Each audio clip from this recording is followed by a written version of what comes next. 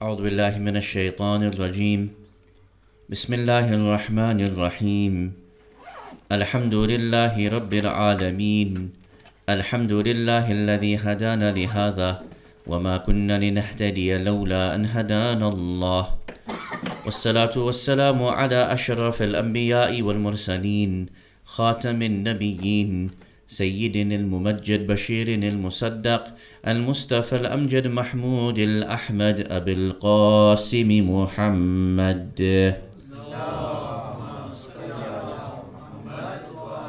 وعلى أهل بيته الطيبين الطاهرين المعصومين ولعنة الله على الظالمين من الأولين والآخرين. أما بعد، فقد قال الله سبحانه وتعالى في كتابه المجيد وفرقانه الحميد وقوله الحق: أعوذ بالله من الشيطان الرجيم.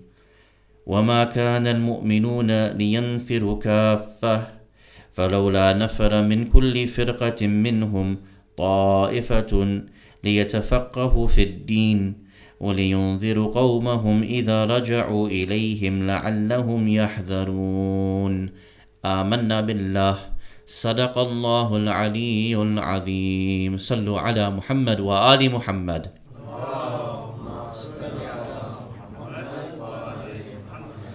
Awaited Savior of humanity, Imam al-Mahdi alayhi salam, my respected teachers, elders, brothers and sisters, Assalamu alaikum jami'an wa rahmatullahi wa barakatuh.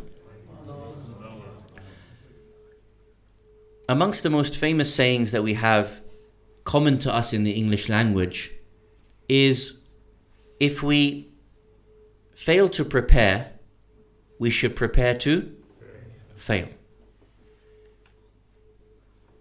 In reality, we have seen a shifting of the expectations of our community towards the pulpit.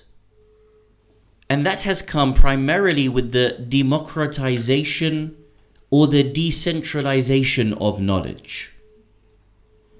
And as a result of that, the way in which people interact with the pulpit has been shifting over the last 3 generations. What do we mean by democratization and decentralization of the pulpit? Arguably, in our parents' generation, there was broadly a single narrative that was provided from the pulpits. When our parents were listening to majalis, especially from our community, it was primarily from the Indo-Pak subcontinent scholars, and they were listening to lectures primarily about the fada'il of Ahl al-Bayt alayhimus salam and about tabarra of the a'da of Ahl al-Bayt alayhimus salam, and of course the importance and the role of aza in one's life. Much of the discussion was rooted around aqaidi issues and the reinforcement of it, and much of it was also about ahkam shar'iyya and how to be able to deal with various masail of ibadat. If you take a step back and start thinking about the breadth of majalis that are presented today, the window has shifted to much more contemporary discussions. It is not irregular to find the pulpit speaking about matters to do with politics or economics, international affairs, divorce, family issues, local issues. And so it is obvious to say that the pulpit, its content has shifted over the last 3 generations. The question comes, when that democratization and that decentralization of knowledge took place, when that shifting of content took place, were we consciously prepared to understand the consequences of those shifts? When we say the democratization, what we mean by that is that now everybody has a say when it comes to the matters on the pulpit. For example, we now have social media, and everyone with an account has the opportunity to put forward an opinion about any particular matter.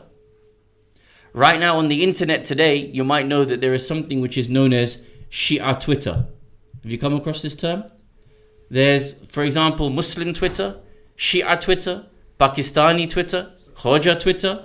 Alaykum salam wa rahmatullah. What we mean by this term is that then when there's a group of people who share the same identity speaking across one platform, you can generally see the way in which those individuals are interacting with each other. Shia Twitter, meaning those people who are on the platform of Twitter and they are Shia by identity, they are speaking about a series of discussions. And you can actually search it, you can see how the conversation is developing, who leads it, where it goes in different directions. You can imagine in the month of Muharram, in Shia Twitter, there are always certain questions that come up. The issue of tatbir, for example. Every year comes up, the same arguments for, the same arguments against, the same people back and forth with each other because they don't have anything else to talk about. Or for example, in Shia Twitter, you might have quite often the discussion about Sayyid and non-Sayyid marriages. Lots of people are very fiery about this. And so for them it is the most important thing. This is always a conversation inside Shia Twitter. Today, as an example, one of the big discussions on Shia Twitter was about the affordability of ziyarah and who gets called and doesn't get called. And why is it sometimes people with all the opportunity in the world don't get to go, and those people with very little, at the last minute, they find themselves walking to Karbala. And this was the discussion today and went in many different directions. The fact of the matter is everybody has an opinion. This is the democratization of knowledge, where everybody gets a say, irrespective of whether the opinion is right or wrong. We also have the issue of the decentralization of knowledge, meaning that knowledge is no longer coming from one particular source. You can imagine that during our parents' time, there tended to be one or maybe two maraji' at-taqleed who were being followed by our community members. Normally, for example, there was one, and then when he passed away, it was inherited and another person took over. And then later on, we saw a movement where you had at one time, for example, His Eminence, Ayatollah Sayyid Abul Qasim al-Khu'i, rahmatullahi ta'ala alayh, and at the same time, His Eminence, Al-Imam al-Rahil, Ayatollah Sayyid Khomeini, rahmatullahi ta'ala alayh. Whereas today, there are at least 30 grand maraji' al-kiram. 30 grand maraji' that you can do taqleed of, that are well known, well established, to be generally considered to be on par with each other in knowledge. 30. So our community went from 1 to 2, from 2 to 5. 5, the availability of 30. Decentralization of knowledge. And underneath them, we have literally thousands of mujtahideen putting out their ijtihadat. Be it in Beirut, be it in Najaf, be it in Qom, be it in Mashhad, be it in Karbala, and many other places. So there is a democratization and there is a decentralization of knowledge. The question we need to pose tonight when we talk about the mimbar and its direction, have we been prepared for this democratization and decentralization of the pulpit? Did we prepare properly? Because the opposite happens. When we fail to prepare, we prepare to fail. And as an outcome, we will not be able to handle the differences of opinion that are present on the pulpit in front of us today.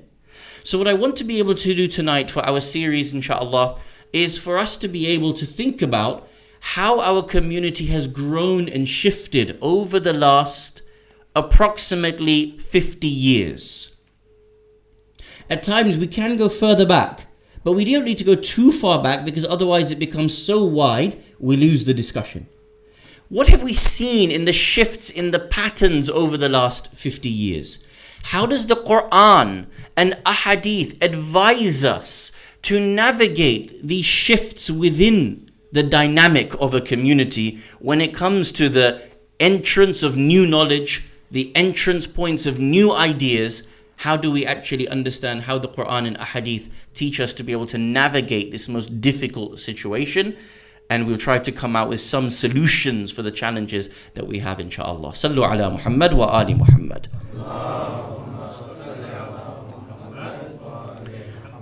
Yesterday, in our series, we mentioned the following important points. Number one, when it comes to knowledge, there are three groups. There is the individual seeker, the one giving the knowledge, and then the collective. All three have to have restraints on them in the way in which they navigate the acquisition and the passing of knowledge.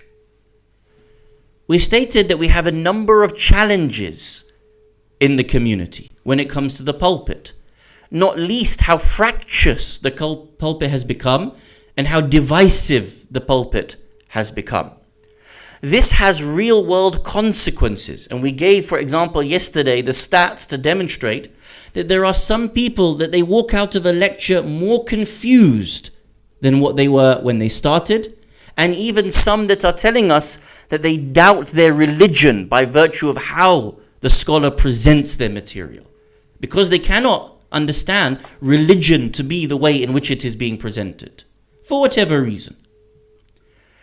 We then went on to be able to think about some of the challenges that were present in the pulpit of the Holy Prophet of Islam, Rasulullah Muhammad sallallahu alayhi wa alih. And we mentioned two verses of the Quran, one from Surah An-Nur, chapter number 24 of the Quran, in which you found people, they would come to the majlis, but they would actually hide away from the Prophet, lest the Prophet addressed them and told them, we need you to change, we need you to act, we need you to work. They would hide behind people, hide behind palm trees. يَتَسَلَّلُونَ مِنْهُمْ إِوَضًا. They would actually snake away like this out of the majlis. This was one. The second problem at the time of the Prophet was that there were people who used to sit inside the majlis of the Prophet for the purpose of defaming what the Prophet had said.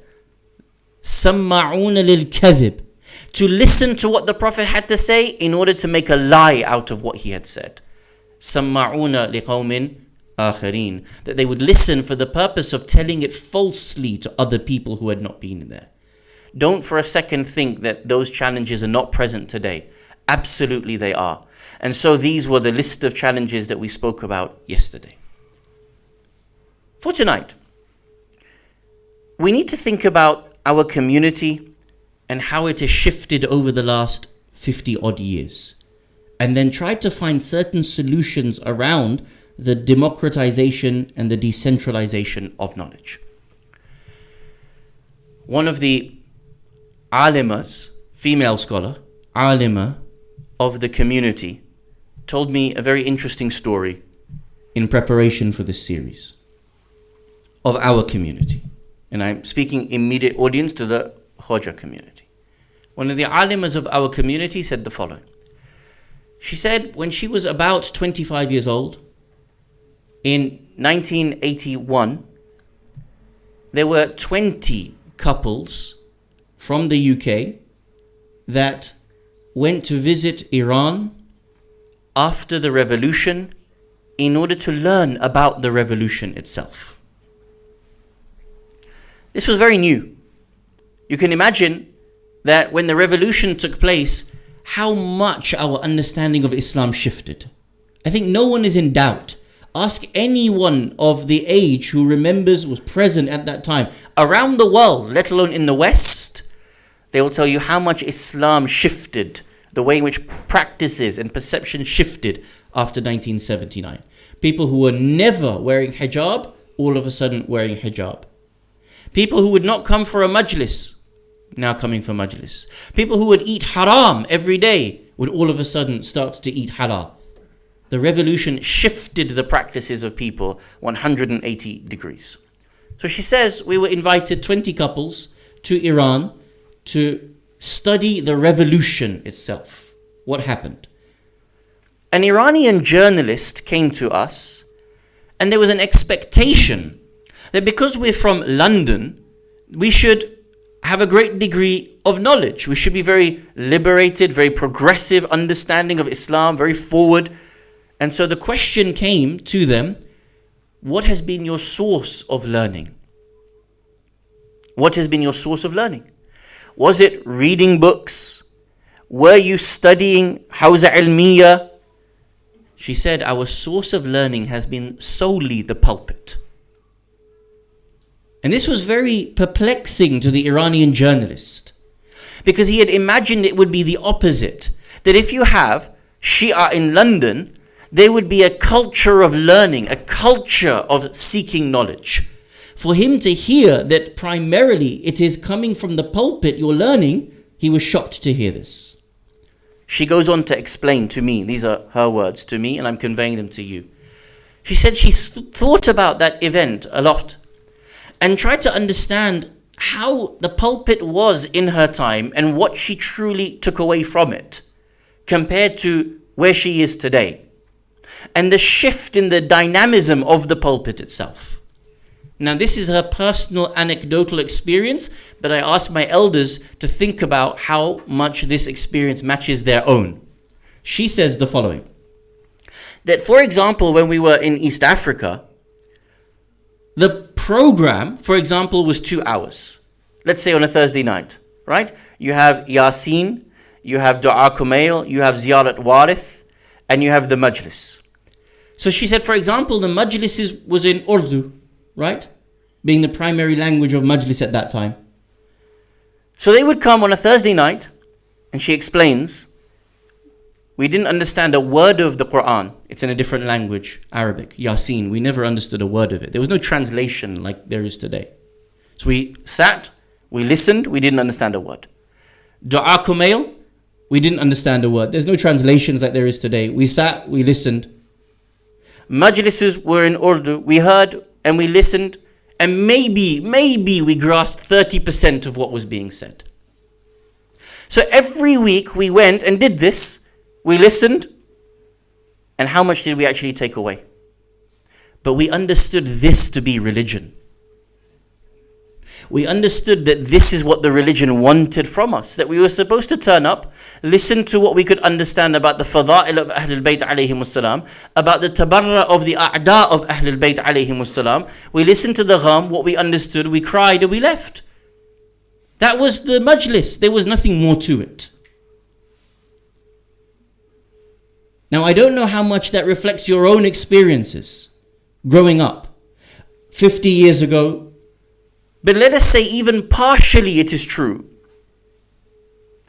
Even then, you will also accept that by and large there were very little differences between the speakers at that time, because it was mainly fada'il and it was mainly tabarra. So you cannot have too much of a difference of opinion so long as you are praising Ahlul Bayt alayhim wassalam. And you cannot have too much of a difference of opinion so long as you're doing tabarra of the a'da of Ahlul Bayt alayhim wassalam. It all sits within a window.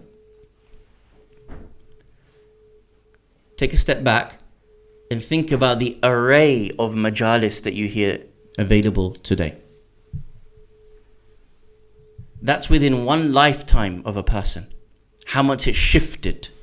From an alima of the community saying, when we were young, we didn't understand majority of the majlis, nor do we understand what we were reciting, to the amount of the array of what is available to that same person today.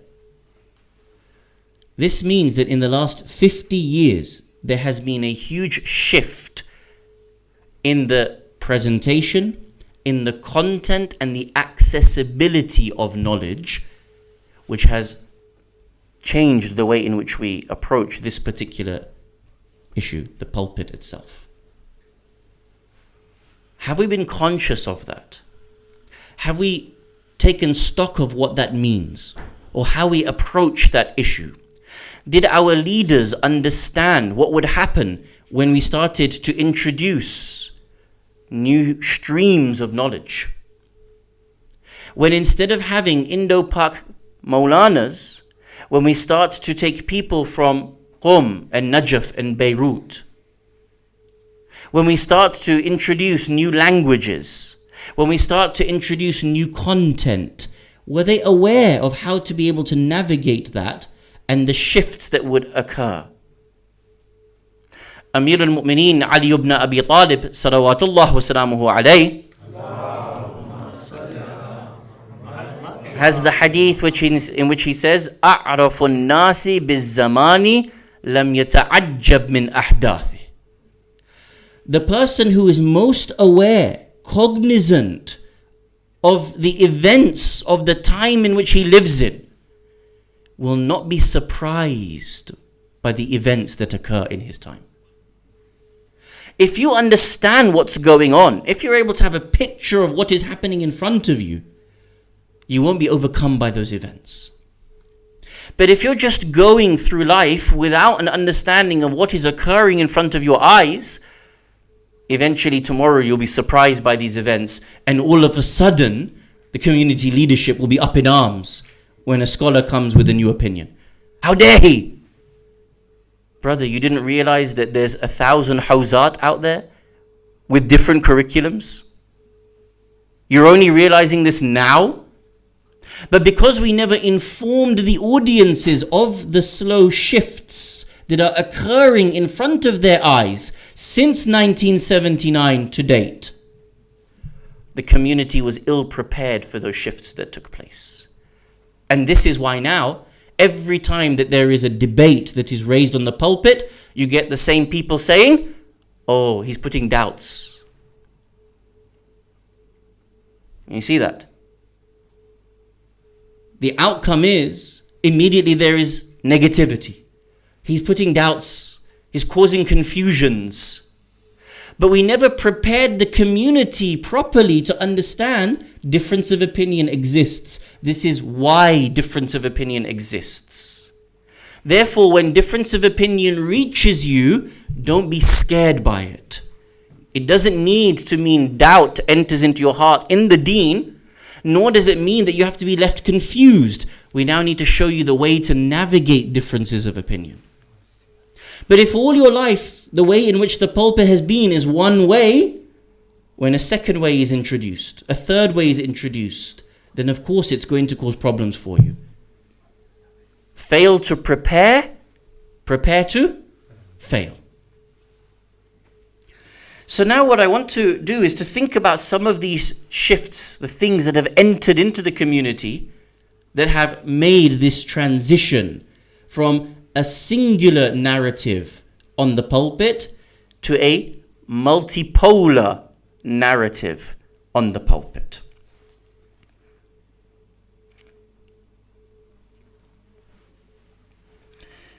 One of the greatest scholars to have lived in our previous generation is by the name of Grand Ayatollah Sheikh Muhammad Muhsin Rida, famously known as Agha Burzugh Tahrani, rahmatullahi ta'ala alayh.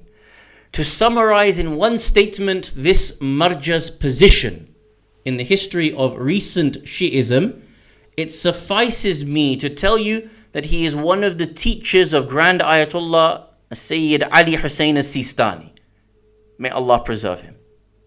If you're going to be the teacher of Sayyid al-Sistani, you've got to be worth your salt. Fair? Okay.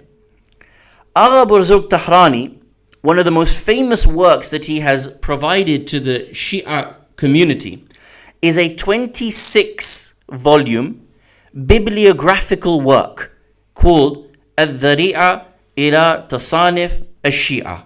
Basically, it is a compilation of every Shia book. He lists it and explains about it, who it's come from, authentic, whether it's available today, whether it's extant, non-extant today. He lists every type of book that's been written from the beginning of Shi'ism till today in 26 volumes. And he compiled this in 1908. So it gives you a context as to when this book, this series of volumes were written and the importance of it in the history of Shi'ism. When you go into a hadith or you go into the Ilm al-Rijal, you'll see that such and such a person is said to have written a book about this. He goes and talks about which books have been written in the history of Shi'ism. Now this is an important point. It's a very subtle point, but understand how quickly Shi'ism can shift and change and whether we prepare ourselves for these issues. In it, in 26 volumes, he finds that there is not a single theological work, a single aqaidi work, written specifically for the lay audience, the awam, by any major source of emulation, marja, since the time of Wahid Behbihani in 1791. So at that time, he wrote this in 1908. From 1791 to 1908, how many years is that? 117. Am I right? 117? In 117 years, not a single aqaidi work was written by any marja in Shi'ism directly for the ordinary people to learn from. Now you have to ask why in your head. There were scholars at that time who were writing works on aqaid, but primarily for scholastic audiences, and writing refutations of aqaid that they felt were weak. For example, Sheikh Ja'far Kashif al-Ghita died 1812. He wrote a book refuting the Wahhabiyya, for example. But it wasn't for the awam. It wasn't considered a book that was directly for the awam. It was for the ulama to use in their arguments against the Wahhabiyya. Or for example, Mirza Qummi, who died in 1815, wrote a book responding to a scholar at that time by the name of Ali Mazandarani, in which he was debating the issues about Ibn Arabi and the Sufi movements at that time. Again, not for the laity. For 117 years, there wasn't a single Shi'i work in aqaid written for the laity.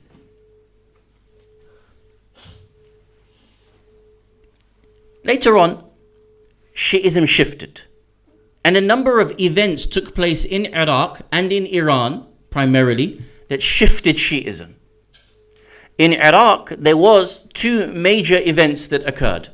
Number one, there was what was known as the crisis of the constitution, where our Maraji al-Kiram, for the first time in almost 200 years, stepped into politics. The reason for that was, for a period of time, after the Akhbari period, the beginning of the Usuli period, politics and Shi'ism were considered to be things that could not be with each other. Why? Because in the previous generations, the state, the Safavid state, had misused Shi'ism against Sunnis. So our Maraji of that time, from the last 200 years, said, we want Shi'ism to have nothing to do with politics. No marja is allowed to enter into politics. That changed in the early 1900s. For 200 years, we had no work on politics and policies. Then in the early 1900s in Iraq, there was a crisis with the constitution. The Maraji entered. Then there was another crisis. You may have heard of the tobacco crisis, where Ayatollah Shirazi wrote the fatwa about prohibition of working or consuming tobacco in order to push the British out of their taking of tobacco. This was the first time in Iraq in 200 years where Shi'i ulama had re-entered politics. In Iran, what was happening? Overthrow of the Shah. In Iraq, there was the push to overthrow Saddam at-Takriti. So you had a shifting in Shi'ism taking place. The thinking, the ideas were shifting, taking place. And now for 200 years, where politics had become basically haram for Shi'as to engage with, all of a sudden, it did not just become mustahab, it had almost become wajib. Anybody who knows anything about the Iranian Revolution and the way in which politics is now part and parcel of the religion will understand the shift that took place over the space of just a few decades. Now, since the revolution in Iran, we have started to see maraji' for the first time beginning to write debates on aqa'id for the laity. The debates about issues in our belief system for the ordinary individual to consume. Remember, what did I say? Agha Burzuk Tahrani noted that for 117 odd years, until he died in 1908, or until he wrote the series of works, not a single work for the laity. All of a sudden, after the revolution of Iran, book after book after book after book is being produced. Now think about this. What happens to a community, a global Shia community, that for 200 years has had nothing to do with aqa'id and nothing to do with politics in the realist sense, and all of a sudden these two issues are suddenly placed upon the community like that? What's going to happen to it? It's going to jolt them, isn't it? They're going to start hearing new ideas. They're going to be introduced to ayat that they had never seen before, a hadith that they'd never considered before, opinions that they'd never considered before, and all of this was going to shift the dialogue, shift the discourse in a huge way. Now, if you've understood this, that for this 200 years there was a massive shift in the way in which things were occurring, you will actually see a very interesting ayah of the Quran that tells us about how knowledge enters into a community, and for some people it becomes problematic for them, and for others it doesn't. Open your Qurans, inshallah, to chapter number 42, verse 14. Chapter number 42, verse 14 of the Quran. This is actually mentioned a couple of times in the Quran, but I'm using this one verse for the sake of brevity to be able to show you. Knowledge, when it enters into a community, should be a good thing. But for some people, when they misuse knowledge or are ill prepared to take knowledge, it becomes a source of division for them within the community. This is very important because we're going to develop this theory in the coming nights. Knowledge in and of itself, when you gain it, shouldn't be a bad thing. But for some people, they find it to be a bad thing. It's a means of disunity. It's a means of confusion, a means of doubt. It doesn't have to be. It only is when there's ill intention or when there is ill preparation for that knowledge. Read the verse with me. Bismillah ar-Rahman ar-Rahim. وَمَا تَفَرَّقُوا إِلَّا مِن بَعْدِ مَا جَاءَهُمُ الْعِلْمُ بَغْيًا بَيْنَهُمْ. Allah subhanahu wa ta'ala says, yet the followers of the earlier revelation, so Allah is talking about the Jews and the Christians, they broke up their unity. They used to be one group. They broke up their unity. Why? Only after knowledge had come to them, they used it out of enmity and jealousy between each other. So they had prophet. Another prophet comes to them and introduces to them a newer interpretation, a newer update of the religion of Allah subhanahu wa ta'ala. When they received that knowledge, it shouldn't have been problematic for them.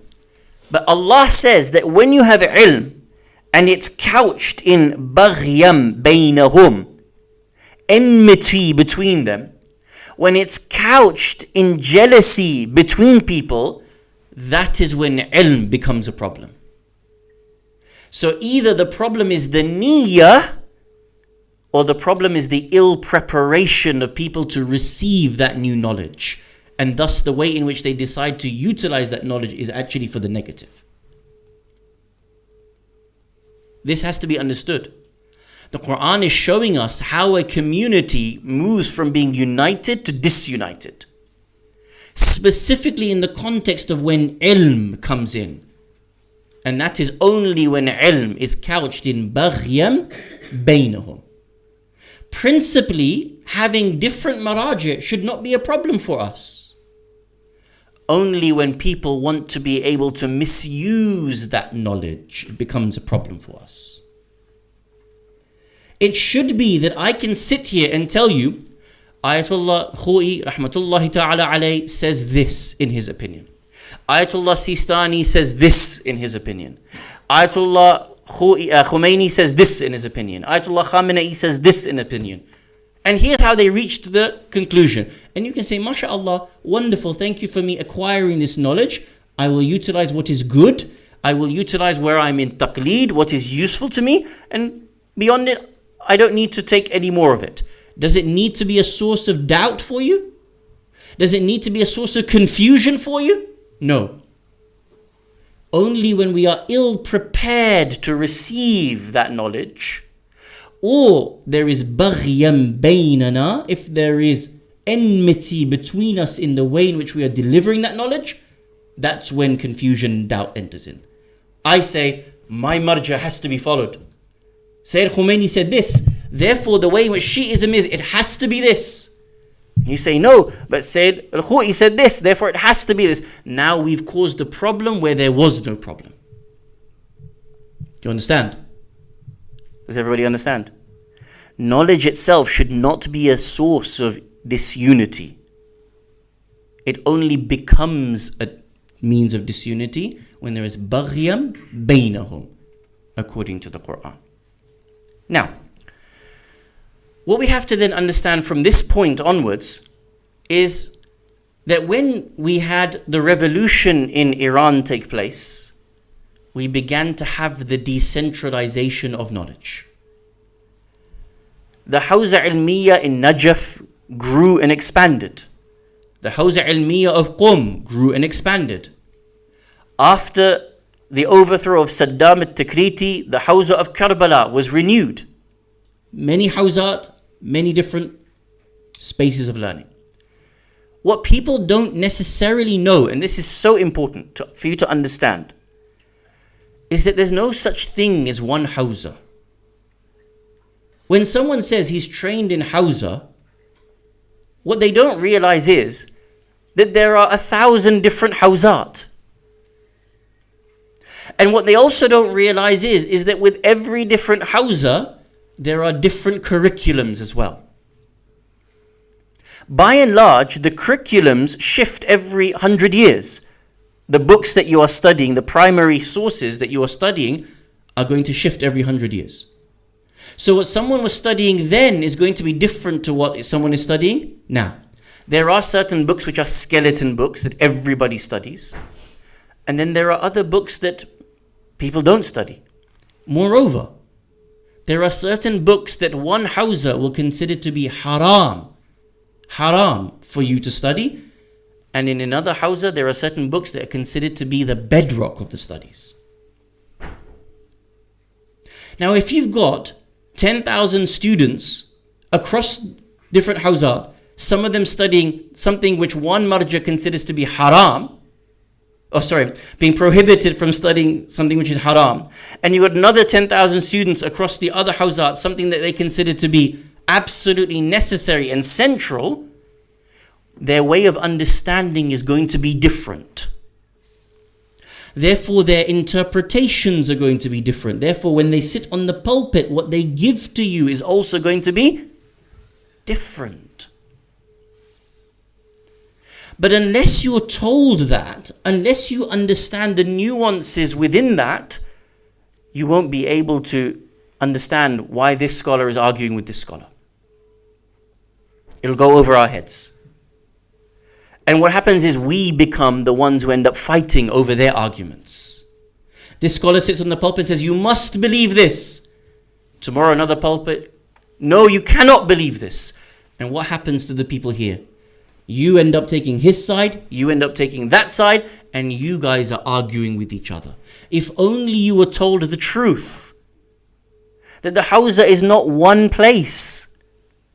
There are different opinions, different curricula, different methodology, different books.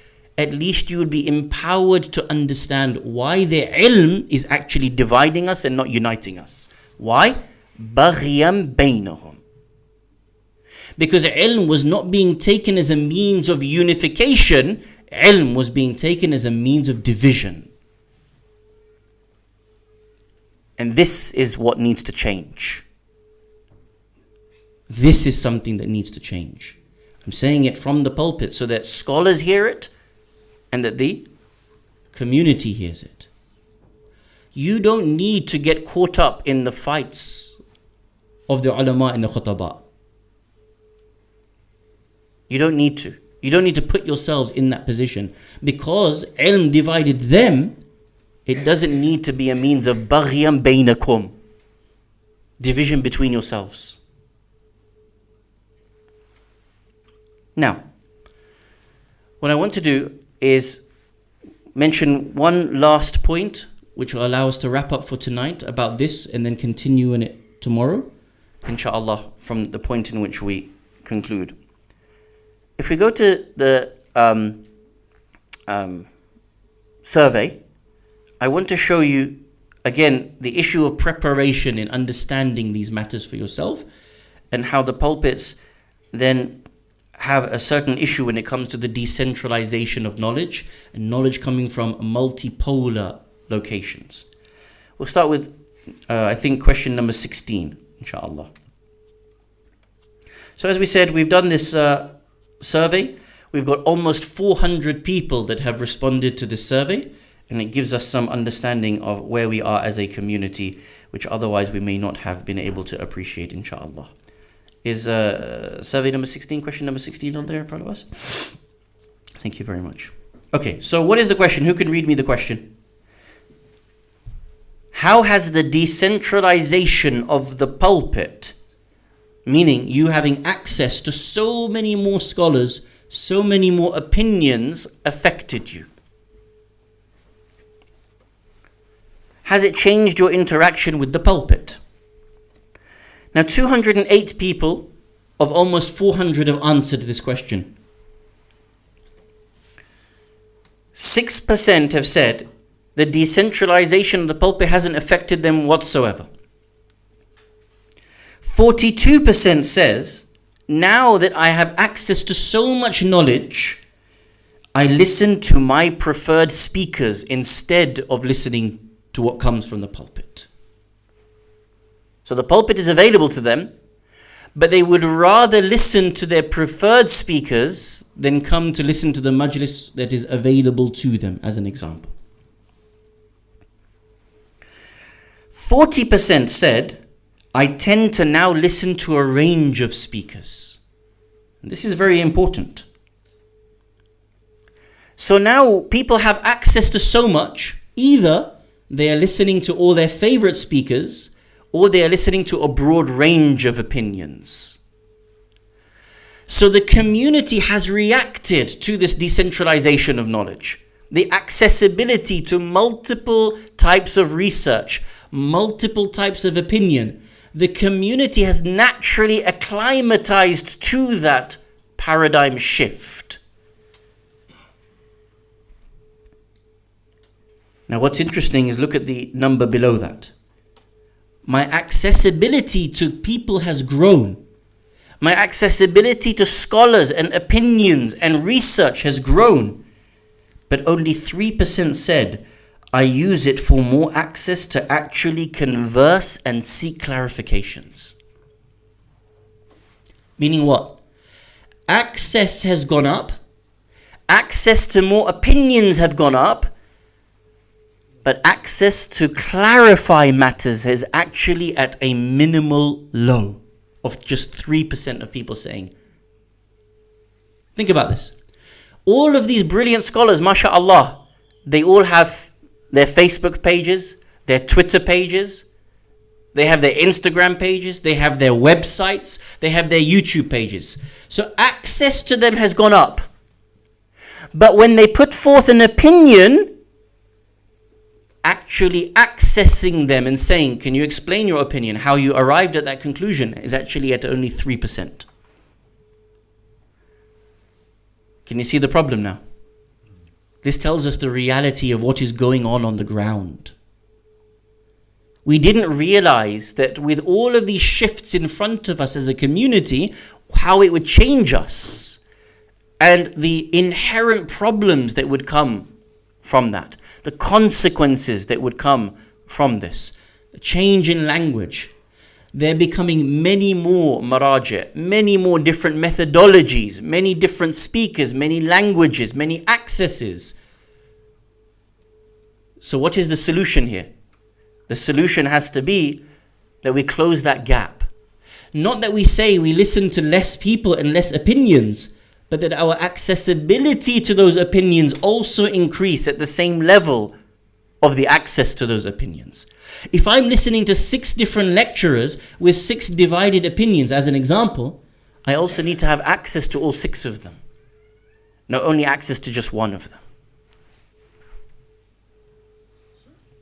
Looking at that question, it was quite obvious that problem would arise, because the way social media is being used now, you access all the speakers on YouTube, and that's where it stops.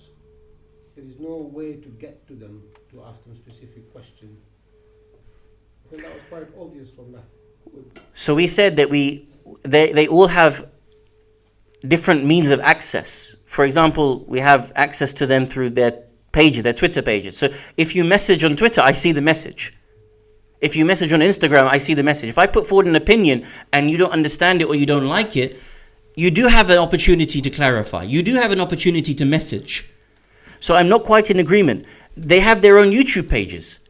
So you can reach them and say, why did you say this? Where's your evidence for this? Their opinions are diversifying, but for some reason, accessibility is going less.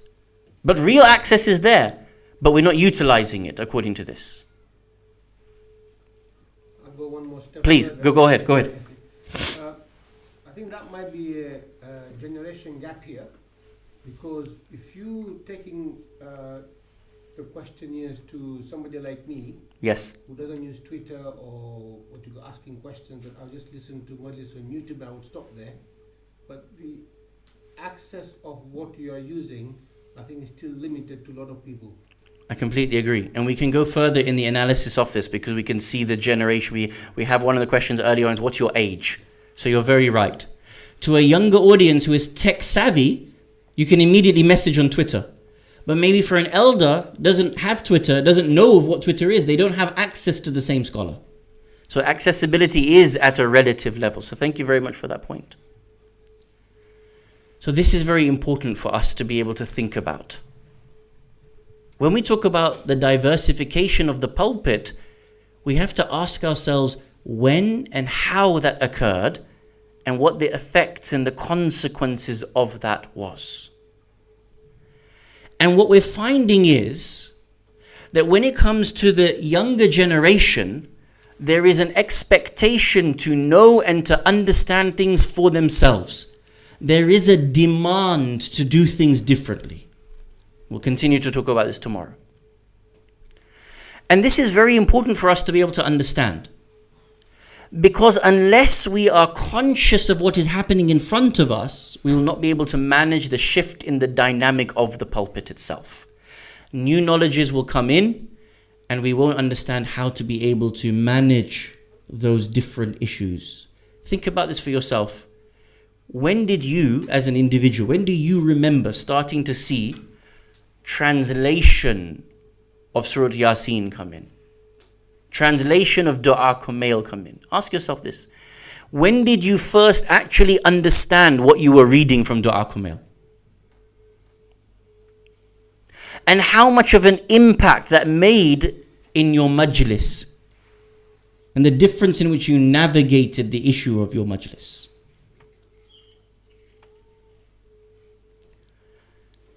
In places like Iran, Iraq, in Lebanon, it is normal for them to have chat shows, debate chat shows, where you have ulama coming and sitting and talking with one another. You know that? It's normal. So you have a Sunni alim, a Shia alim, they come, they sit. It's normal that you might have scholars sitting and talking issues. The language of accessibility is different. For our community, my immediate audience, for the Indo-Pak community, it is a very different community. Their experiences are very different. We didn't have access to the language of things. And so immediately when new things were introduced to us, it shifted our thinking. It shifted our approach altogether. There's an ayah of the Quran. Allah subhanahu wa ta'ala talks about this. And this in and of itself captures the shifting of the paradigm of the entrance of new knowledge into our community. You all know these verses very well. It's from Surah Yasin. Allah subhanahu wa ta'ala says the following. وَمَا عَلَّمْنَاهُ الشِّعْرَ وَمَا يَنْبَغِي لَهُ إِنْ هُوَ إِلَّا ذِكْرٌ وَقُرْآنٌ مُبِينٌ. Everybody knows it. Can anyone tell me what it means? You see, but the moment you have the English up for you, it becomes easier for you to understand, doesn't it? You know what Yasin is telling you. وَمَا عَلَّمْنَاهُ الشِّعْرَ. We did not teach the Prophet poetry. وَمَا يَنْبَغِي لَهُ. And it would not be right for us to have taught him something that is poetry. It's not right that you think that this is poetry. It would not be befitting of us to teach the Prophet this poetry. إِنْ هُوَ إِلَّا ذِكْرٌ وَقُرْآنٌ مُبِينٌ. It is nothing more than a dhikr and a Qur'anun mubin, a clear recitation. This is what the Qur'an is. It's not poetry. It's a dhikr from Allah, a reminder. وَقُرْآنٌ مُبِينٌ. Listen to this next ayah. You all know it. لِيُنذِرَ مَنْ كَانَ حَيًّا. Translated. The Quran is to warn the one that is alive. Now, in my opinion, you can tell me if I'm wrong, for 50 years, the way in which we treated Yasin was not for those who are alive. Who do we recite Yasin for? The dead. True or not? Every Thursday night, we recite Surah Yasin. Who is it for? Marhumin. You go to the graveyard, you recite Surah Yasin for the Marhumin. Tell me, be honest. Be honest. How many times do you recite Yasin outside of, at the beginning of a majlis, or a beginning of when someone's died, or something like that? We were reciting Yasin for the dead.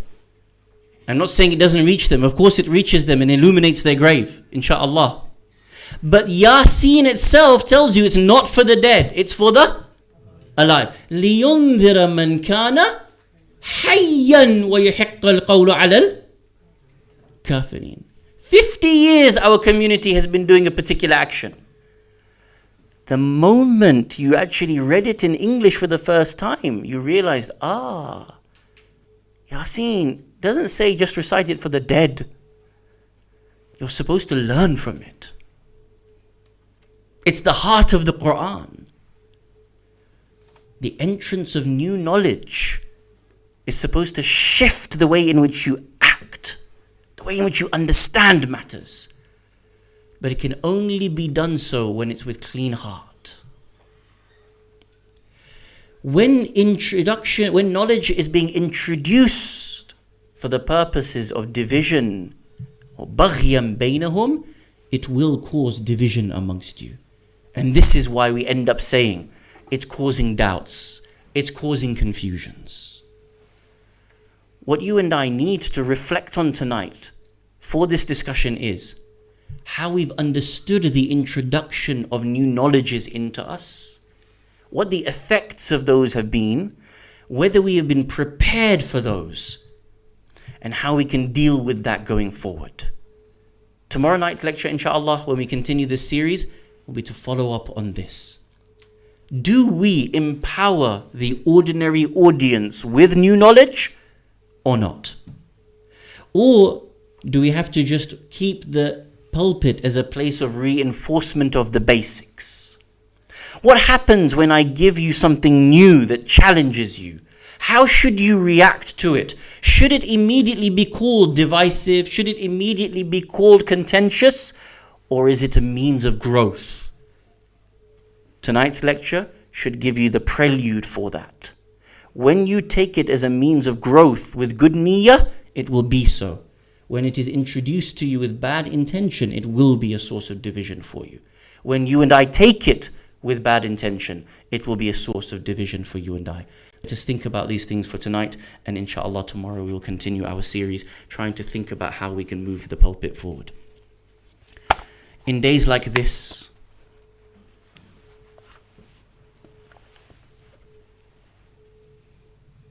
it is the heart of the Prophet ﷺ that is breaking. In days like this, the blood of the Prophet himself is running. In days like this, the liver of the Prophet is being cut to pieces. In days like this,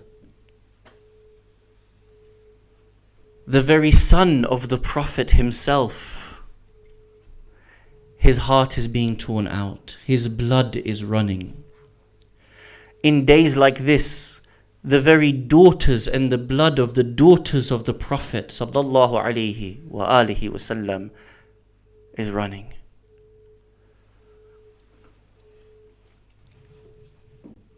When the captives were taken, there were those who were within the camp of Imam al-Hussein alayhi salam who could not bear to depart from Karbala. Imagine seeing your father with so many wounds in his body, with so many arrows in his body. Imagine seeing your father's body headless. Imagine seeing your father's body having been trampled by the horse's hooves. Imagine what Sukayna bint al-Hussein felt like when she saw the body of her father Aba Abdullah al-Hussein. The narration says that when the Qafila were due to leave the plains of Karbala, Sukayna bint al-Hussein threw herself onto the body of Aba Abdullah al-Hussein and refused to let go. She cried her eyes out and she refused to let go of that blessed body, not wishing to be taken away from it for a moment. The narration says that because she refused to let go of that body, it was the tribesfolk around her that had to drag Sukayna bint al-Hussein off the body of Aba Abdullah al-Hussein and take her into that caravan that would eventually be paraded between city to city. The map in which the Qafila were taken is known to us. They were taken through Iraq, up towards its northern borders and brought back down towards Syria. And according to some narrations, as they were taken through different towns and cities, some of which were either enemies of Ahlul Bayt alayhim wassalam, or some of which were very sympathetic towards Ahlul Bayt alayhim wassalam. This is why you see from time to time that there are different maraqid, different stations and locations in which it is said that the children of Ahlul Bayt alayhim wassalam were buried in these towns. Do you know why? Because when the children used to fall off the back of the camels, Zayn al-Abidin used to turn to his captors and say, "Please wait, our children have fallen off. Give us an opportunity to be able to stop so that they can catch up, or that we may go back and collect our own children." At this point, the enemies used to lash Zayn al-Abidin. He used to weep and cry, begging, and they used to lash him even more. Zainab would enter and say, "Do not lash." They used to attack and abuse Sayyidah Zainab alayhi salam, and they would not stop for the children that had been left behind. At times they used to enter into different cities.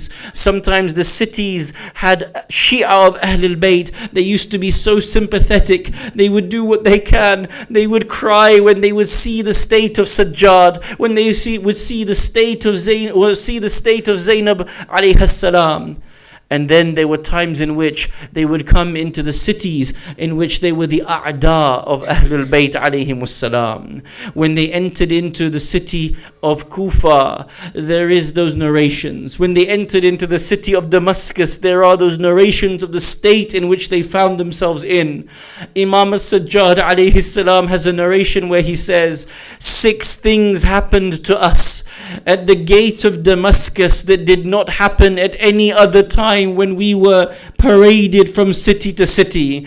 Amongst the things that happened to us in Damascus was that we were made to wait outside that great gate of Damascus. We begged the captors, please place the heads at the front of the qafilah, so that when we enter, the enemies and the menfolk, they are not staring at the women and children, but they are looking at the heads on the spears. But instead they placed the heads in between each and every one of the ladies. The head of Imam al-Hussein was placed between Zainab and Kulthum. The heads of Abbas and Akbar were placed between Sukaina and Fatima bint al-Hussein. Zain al-Abidin says, we entered into Damascus. They began to throw stones at us. When we entered into Damascus, they took us to that area in which they tried to sell us off as slaves, but Allah protected us from that. When we entered into Damascus, we were made to stay outside the palace of Yazid whilst they decorated it, whilst they celebrated the captors outside. ألا لعنة الله على القوم الظالمين وسيعلم الذين ظلموا أي منقلب ينقلبون